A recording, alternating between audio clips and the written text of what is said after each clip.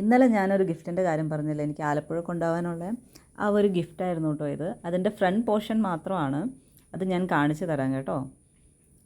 ഇതായിരുന്നു, ഇതിന് വേണ്ടിയിട്ടായിരുന്നു ഞങ്ങളുടെ ഇന്നലത്തെയും മിനിങ്ങാന്നത്തെയും ഒക്കെ ഒരു ഫുള്ളായിട്ടുള്ള ഹാർഡ് വർക്ക് മൊത്തം ഈ ഒരു മൊമെൻറ്റിന് വേണ്ടിയിട്ടായിരുന്നു. എല്ലാ പരിപാടിയും കഴിഞ്ഞ് ഞാൻ സ്റ്റേഷനിലെത്തി. അപ്പോൾ പിന്നെ എന്തെങ്കിലും ചെയ്യണമല്ലോ, എപ്പോഴും കയ്യിൽ നോവൽ കാണും. നോവലും വായിച്ച് ടൈം നോക്കിയിരുന്നു. 6:30ക്കാണ് ട്രെയിൻ എടുക്കുന്നത്. ട്രെയിൻ പോകാൻ സമയമുണ്ടല്ലോ, അങ്ങോട്ടും ഇങ്ങോട്ടൊക്കെ നോക്കിയിരിക്കാം, നോവൽ വായിക്കാം, അതൊക്കെയായിരുന്നു എൻ്റെ ടാർഗറ്റ്. ട്രെയിനിലാണെങ്കിൽ വേറൊരു മനുഷ്യനുമില്ല. അപ്പുറത്തൊരു ബയ്യുണ്ട്, പുള്ളിയുടെ ബാഗ് എൻ്റെ കയ്യിൽ തന്നിട്ട് പുറത്തേക്ക് അങ്ങോട്ടോ പോയേക്കുവാണ്.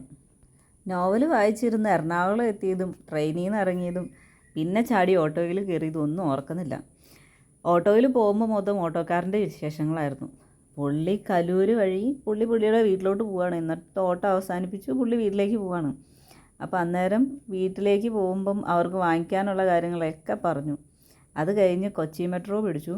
മെട്രോ കയറി നേരെ ആലുവയ്ക്കാട്ടോ.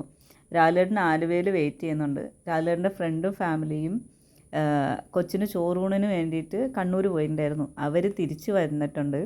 അപ്പോൾ അവരെ വിളിക്കാൻ എന്തായാലും പുള്ളിക്ക് ആലുവയിൽ വരണം. അപ്പോൾ പിന്നെ ഞാനും നേരെ മെട്രോ കയറി ആലുവയ്ക്ക് പോകാമെന്ന് ഓർത്തു. ഏറെക്കുറെ റീച്ചാവുന്ന ടൈം എല്ലാവരുടെയും സെയിം തന്നെയാണ് കേട്ടോ. മെട്രോ വന്നു. മെട്രോയിലും വലിയ തിരക്കൊന്നുമില്ല. ഇനി പിന്നെ ആലുവയിൽ പോയിട്ട് വീട്ടിൽ പോകണം.